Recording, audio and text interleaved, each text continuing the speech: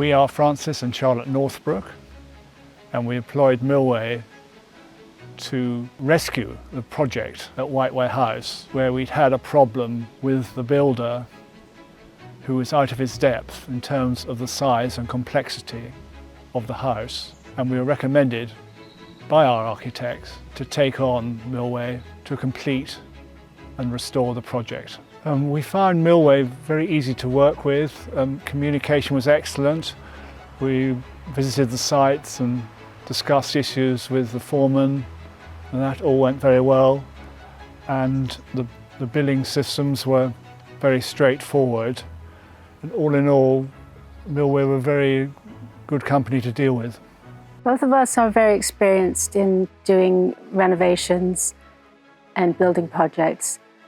And we made weekly site visits during the whole building of the property. And we were always made to feel very welcome.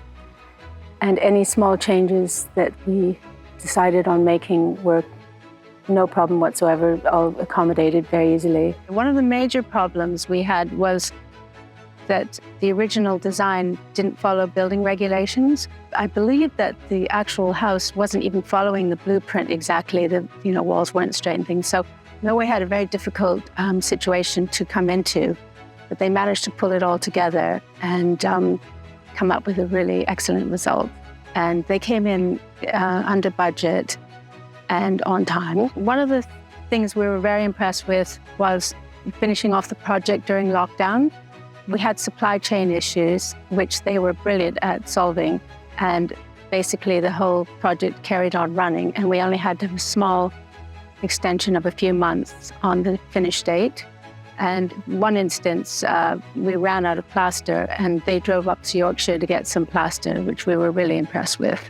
Millway were an easy company to deal with. They were not too small that there were problems in managing the project, and they weren't too large that sort of bureaucracy came and overruled everything, and it was difficult to get decisions made.